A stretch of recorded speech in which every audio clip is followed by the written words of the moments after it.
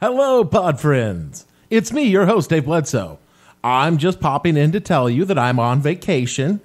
I'm taking a little time away to do important, restful things like drinking heavily and passing out in different alleys than the alleys that I normally do. Hey, man, you gotta do what you gotta do.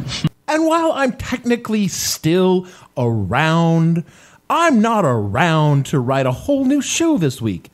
Instead, we're going to run what we like to think of as a best of. Your best what? If this is your best, maybe you ought to keep it to yourself. And since football started up this week, we're going to run episode 176, Roughing the Snapper, where I announced that I now root for the Cleveland Browns. This also gives me the chance to officially take credit for the Browns going from zeros to heroes in one season. So when they win the Super Bowl this year, I expect to at least get a ring. You hear me? So enjoy this Redux edition of What the Hell Were You Thinking, episode number 176, Roughing the Snapper. Oh, and think about me while I'm on vacation. So be satisfied, Dave. Take your regards and get the fuck out of my life. I don't care, Gavin. I know what the rest of the world calls it, but in America, we call it soccer. Ass. The following podcast contains... Because cursing is becoming more and more common, you will leave with a better knowledge of curse words, and you will be proud that you are well educated. explicit language.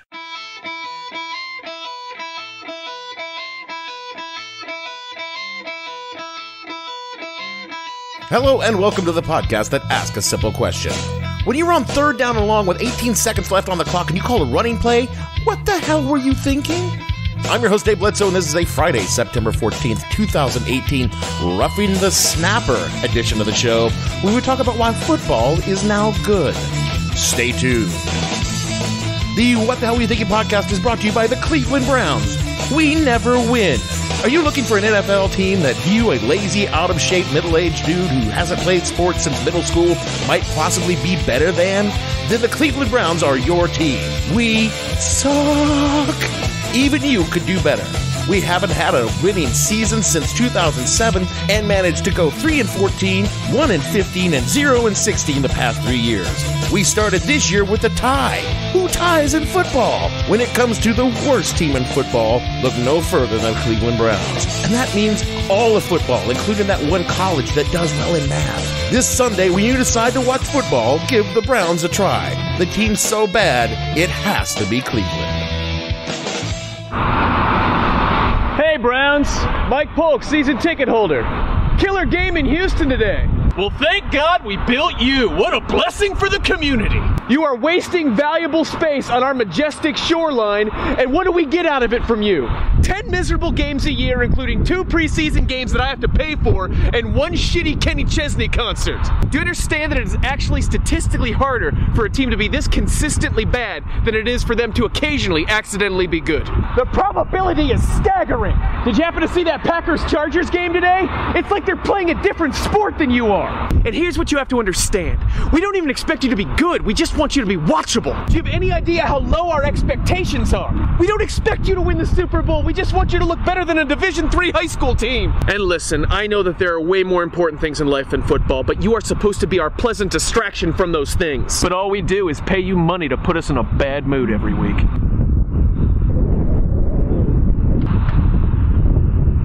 You are a factory of sadness! I'll see you Sunday.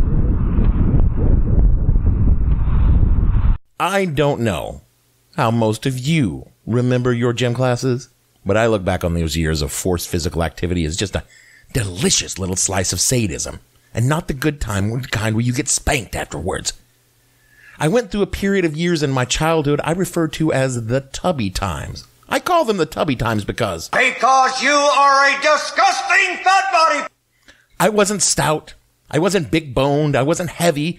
I was just what I said. I was tubby. There's no shame in being tubby as a kid. A lot of people go through that phase, and most of us grow out of it. And during my tubby times, I also had the grim misfortune to discover that I lacked what we now call skills. Girls only want boyfriends who have great skills. And I was essentially skillless. Oh, sure, I could roll up a mean ranger, but no matter how many D6s I chucked down the hallway, there was nothing that was going to change my personal stats because they were less than impressive. I couldn't run. I couldn't throw a ball. I certainly couldn't catch a ball, unless you mean with my face during the ritual torment that we call dodgeball, and unless you packed my ass with model rocket engines, my vertical jump did not exist. Needless to say, I was not an early pick for the various teams during gym class. I did what most kids in my situation did. I forged a note from my parents saying that I had a skin condition, couldn't shower in public, and spent the entire time in the bleachers reading a monster manual. It was what was best for everyone involved.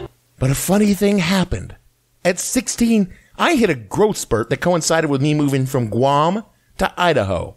When I left Guam, I was a tubby little nerd. When I arrived in Idaho, I was about 6 feet tall, grown into my weight, and looked for all the world like a dude who could not only sport, but could sport well. The football coach saw me on my first week of school, and he would not take no for an answer. He insisted I try out for his team. And shit, just for a minute, he had even me believing that somehow, in the course of a few months with no training and no exercise, I'd gone from the kind of guy who couldn't catch a football if you dropped it in my lap to the kind of guy who just might be Mr. Popular Football God now? We went out to the field together. He threw a ball at me. I missed. He asked me to throw the ball. It tumbled about 3 feet. When he asked me to run, I ambled down the field slowly and then fell over. He told me to hit a tackling dummy. I hurt my shoulder. And together, the two of us realized that he's kind of a nerd. And I always would be. Despite all physical manifestations, the underlying truth of my lack of hand-eye coordination, general disinterest in exercise, and utter apathy towards competitive activities in general, and team sports in particular, were fundamental to who I was as a person. And I wasn't ever going to be a football star and his vacuous cheerleader girlfriend. And fortunately for me, I soon discovered that I could be just as cool as any of the jocks by smoking cigarettes, drinking beer, and selling shitty ditchweed to the jocks, and thus find my place in the social structure of Mountain Home Senior High School without any sweating involved. And part of this lack of skills is my dad's fault. He's a slight man, and to the best of my knowledge, he was even less athletically inclined than his only son. And there was no pressure to excel at grunting and sweating with other boys. In fact, given their creeping suspicions about my sexuality, they did everything in their power to keep me away from any situation involving boys, grunting, and sweating. Okay, sounds sexy. Nor did anyone in my family display anything but the most rudimentary interest in sports. My dad, I guess, was kind of a sort of a fan of the University of Tennessee Vols, but I can't recall him ever watching a game.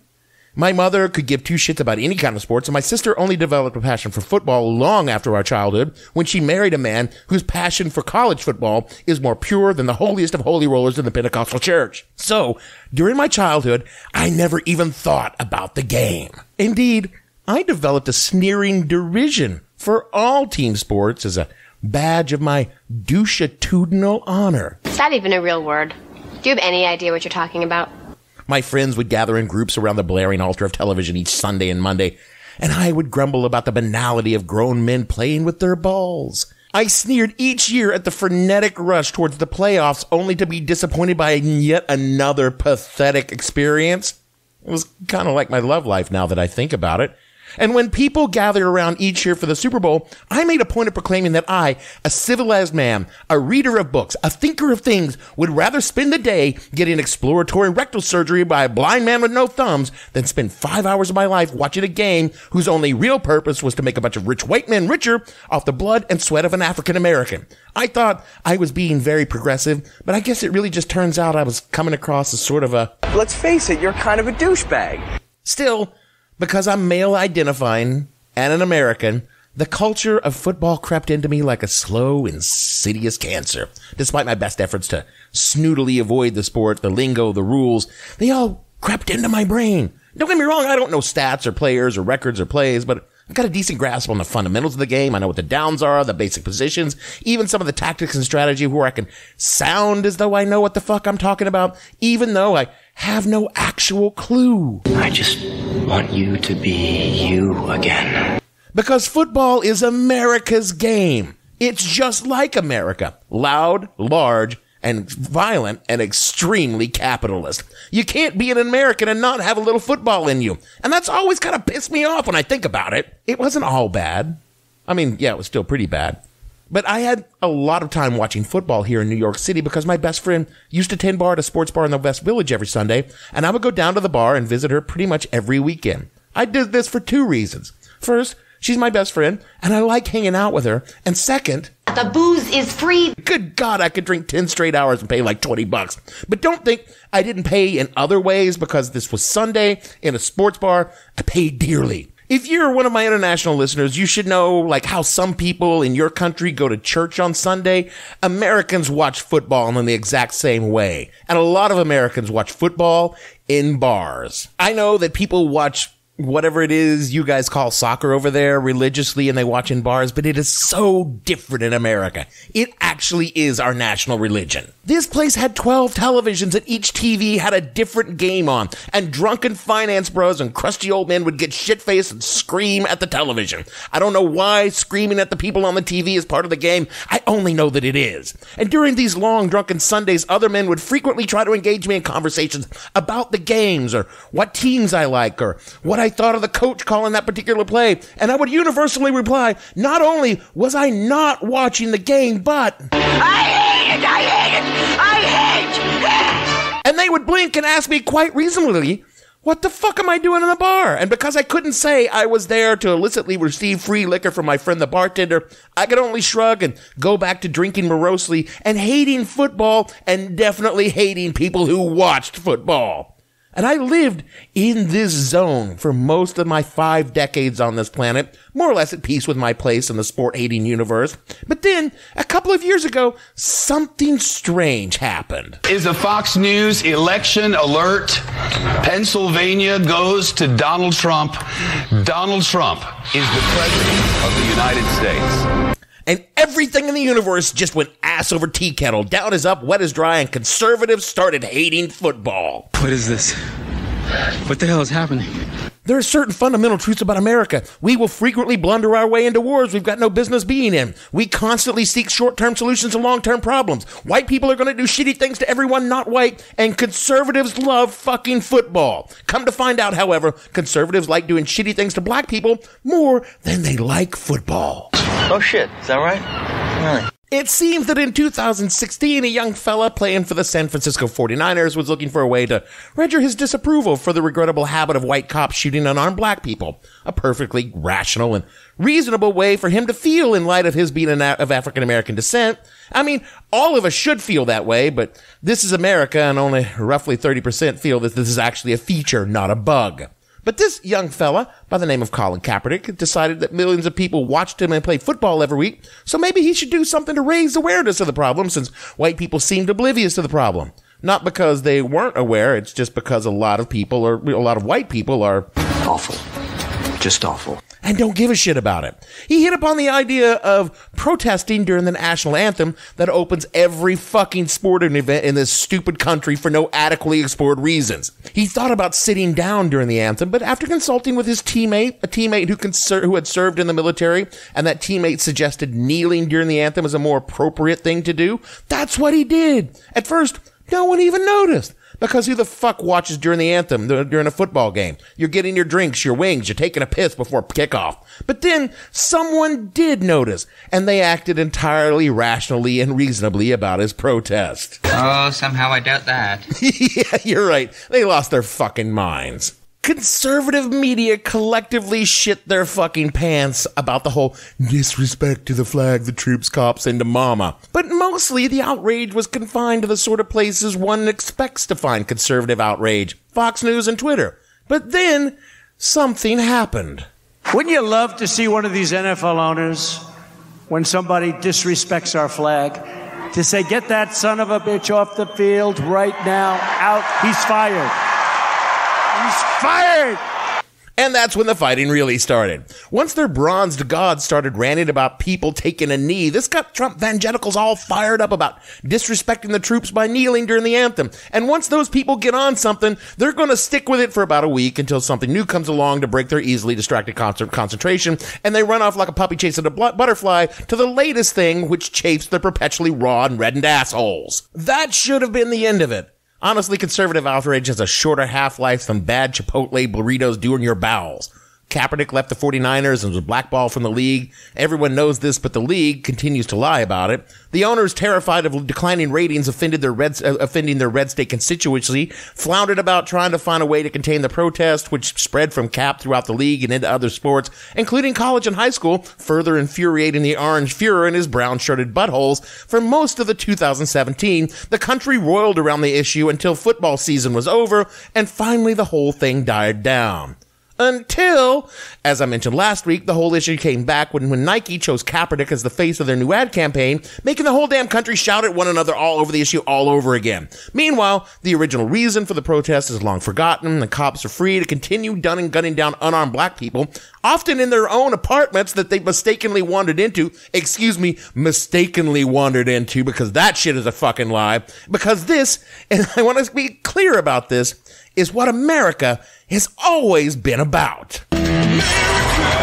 Fuck yeah! So now, I gotta like football. I just got to. I've got no choice. When so many people who are on the wrong side of everything, are against something, then I, as a coastal elite liberal asshole, must assume the contrary position to keep the axial tilt of the country in balance. Well, your logic is impeccable, but... All right, fine. Mostly I'm just doing it for spite. And spite is a delightful motivator. And since I am just aware enough of football to make totally uninformed decisions about the game and watch teams I should side with... Side. I am on nobody's side. Because nobody is on my side. And I'm given to understand that determining which team one roots for in football is a very important decision. It says something about who you are as a person and the values that you hold, and should only be made under the most careful consideration, weighing several vital factors like where you grew up and where you live at the moment. I see you put a lot of thought into this. I did the research. As near as I can tell, people would choose which team they root for based entirely on reasons of geographic proximity to either their current location or the location of their childhood home. I grew up all over the world. Even if there were NFL teams near me in my childhood, which there weren't, I didn't have anybody to base these things on. So unencumbered by these traditional constraints, I'm free to choose from the entire league. And after giving each team careful consideration and at least half a second's thought, I settled on the Cleveland Browns because the Cleveland Browns... Because they suck! And if I want to waste precious hours of my few remaining years on this planet, I want them to be thinking about the worst team available, because I'm perverse like that. So now I'm a football fan. For all of about 20 seconds. And now that I've been a fan for that long, I feel like I'm entitled to make some suggestions. Not to the Browns. You guys are perfect. Don't change a thing. I don't know if it's possible to tie 16 games in one season, but if you want to give it that old college, professional try, I'm behind you guys. No, my suggestions are about the game of football in general. Some things I feel will improve the experience for me, a fan. First of all, the games are really, really long. I mean, you put 15 minutes on a clock every quarter, and the quarter lasts at least twice that long if we're lucky. When I put 15 minutes on a clock, I don't get to stop it and then go off and do other shit without the clock still running. Try that shit when you're taking your SAT and see what they say. All of these little group chats y'all have before every play, do that on your time, not mine. I'm willing to give you your little rest breaks. I get the game is tiring, but the damn thing's going to stop every 6 minutes for a beer commercial anyway. Have your chats, get yourself a cup of Gatorade, and have a breather during the time we're already wasting with a talking lizard trying to sell me car insurance on a car I don't even own. Second, who do these ref guys think they're fooling with their little yellow flags? We're watching the thing from 67 cameras in high def with a God's eye view of the field, and we can't see what the fuck they just did. You expect me to believe that some dude standing 20 feet away has fucking x-ray vision to spot some shit through 1,000 pounds of man flesh on the move? Man, get the fuck out of here, man. You didn't see shit. Pick up your little flag and go back to the sidelines, because we all know the only thing you're looking at is how not to get run over by some giant dude at a full fucking sprint. The only people that can call a penalty are the guys looking at the cameras, and if a player thinks they were fouled, they can raise their fucking finger and point the other one like a third grader pointing out who farted in class.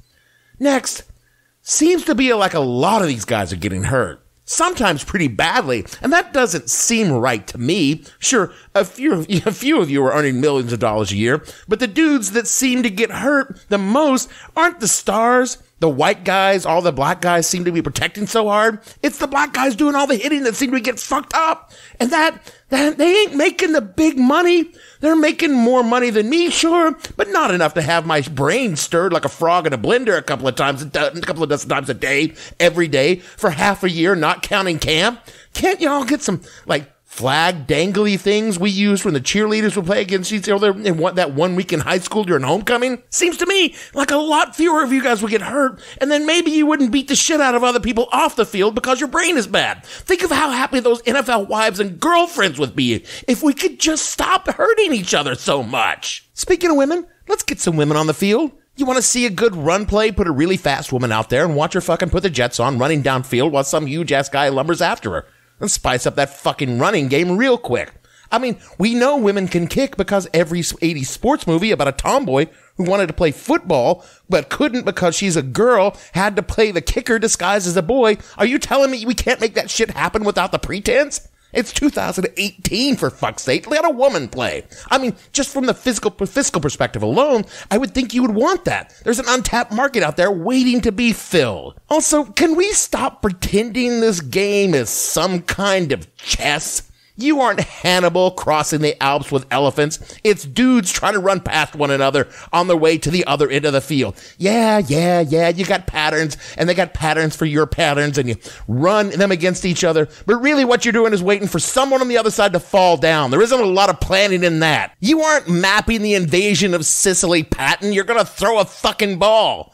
But all of that being said, at least football has some merit to the idea of strategy, unlike baseball, which is a bunch of fuckers standing around on the off chance someone accidentally makes contact with the ball. And what the hell is with the playoffs? 16 games of every season, then you gotta do 5 more on top of that? Just get the 2 top teams in each conference and let them play and do the fucking Super Bowl. What is this wild card shit? Some half-ass team pulls off an upset because the quarterback's cups pinches his balls at the wrong moment, and that is what we let move up with their shitty record? Fuck that. The 2 winningest teams face off in each conference, and if there's a tie in the record, the longest punter who settles who goes. Give those poor bastards something useful to do. Then just head to the Super Bowl next week. Motherfucker, most people are only watching for the ads in the first place. We could save a lot of time and get the season over in 18 weeks tops. The whole season over in the first week of January. And by that time, everyone is sick of football anyway, and we all know who's going to win before they ever set foot on the stadium. It's the fucking Patriots most years. I'm just saying, by mid-January, we could be watching hockey, which has all of the violence of football and none of the pretense, and they do it on ice skates. That's pretty fucking impressive, right? You could probably tell my conversion to being a football fan is not exactly sincere, though I do have an unironic affection for the Browns and anyone who's a genuine fan of the team. I mean, you really need to be committed to the game and the team to watch a team that bad year after year. Most folks have given up by now, but not Cleveland, because they know that sucking is more than just being an abject failure. It's about persevering being an abject failure year after year, decade after decade. To embrace the idea of being a national laughingstock until you make it your brand. After all, this is a city where the river caught fire on more than one occasion, and they just didn't pack up and move away. They stayed right there by that and put that burning river out. Then one time, Cleveland launched a million+ balloons into the air and fouled an entire Great Lake, killing wildlife, interrupting traffic on land, sea, and air. Never, ever change Cleveland. God, I love that town. But I've started to see the value of the game to us as a country and can lament how we've let it become another casualty in our low-grade civil war. Once upon a time, here was this thing that all Americans, well, not all Americans, but a lot of disparate Americans from across race, ethnicity, religion, politics, and economic status could come together and hate other Americans, not because of all the things I just listed, but because they rooted for a different team. For 5 hours a week, we could hate with all of our passion. And then, when it was over, go back to drinking and thumping one another in the back and saying how bad the other guy's team sucked. And now, it seems like everything else in the time of Trump, This is ruined. And this isn't to ignore the problematic things about professional football, not the least of which is the group of excruciatingly white men getting richer off the labor of predominantly black men who sacrifice their bodies for a fraction of what it makes the league each year and the owners. But there's the extortionate practices of bilking tax breaks from cities and states with threats to move a franchise. There's a cavalier disregard for injuries and an active denial of the long-term effects of the game on the bodies of the players. And it creates a set of wildly unrealistic expectations in young men who play the game in primary, secondary schools and in college who risk lifelong injuries for the lottery small odds of breaking into the pros. And even if they do break into the pros, they face being hit by a meteor at the same time being struck by lightning odds of becoming a superstar in the NFL. The culture of sports and education allows certain athletes to gain privilege over their classmates and commit crimes while being protected by the system. The gambling culture of just recently ratified by the Supreme Court can destroy lives as addicts squander their savings and earnings on pointless wagers based entirely on random chance. And finally, it encourages young men and women to drink shitty American lagers and shout, "Woo!" at the top of their lungs in small, crowded sports bars where I'm just trying to discuss the X-Files with my best friend while getting enormously inebriated. And that is probably the biggest sin of all. Can't you people just shut the fuck up just for 1 minute? And I fully support Kaepernick and the other players' causes because I fucking served in the military to protect their right to protest an unjust system. And fuck these people who whine about respecting the troops and the veteran. You want to support the fucking troops? Then how about complaining when the government hacks with our fucking benefits again? Oh, right. You only give a fuck when it offends your pet cause, not when it actually means something. So let's all shut the fuck up and play the fucking football game because we need the game and we need to get back to letting the game be the game. Let's turn off the hyper-patriotic bullshit the government tacked on to help meet recruiting goals in the midst of another one of our pointless and endless fucking wars. Take away the giant flags and the flyovers. Take away the troops marching in a parade. If you want to play the fucking anthem, play it before the players take the field and let Americans get back to the purity of hating one another, not because our politics or the color of our skin, but because 12 years ago, another guy's team beat your team for the playoff spot because the refs made a shitty call. Because that is what America is all about. That is it for our show this week. Every time I finish a script for a week's pod before Friday, I'm terrified with what will happen between noon on Wednesday when I finish it and 7 p.m. on Friday when I start to record. And I thought this was going to be a relatively quiet week on the doomsday front. And then fucking Paul Manafort flips and there's a big fucking hurricane and Trump said some horrible shit again. Fuck. I just really want to do these lighthearted shows because the past few weeks were, once upon a time I could have done a show like this without mentioning you-know-who being you-know-what, but no longer.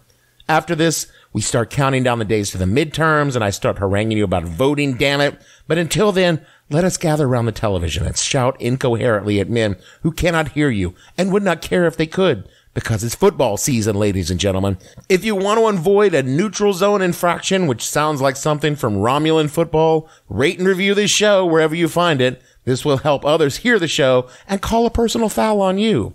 All of my illegal touching can be found on Twitter at @the_hell_podcast and the show name on Facebook. All of the illegal formations that are on that is the show can be found on SoundCloud at the show name and at www.whatthehellpodcast.com. For me, Dave, Pig in the Ground Bledsoe, producer Beer on Ice Gavin, and all the fictional rowdy friends on this show, we want to say go Browns! And we'll see you all next week.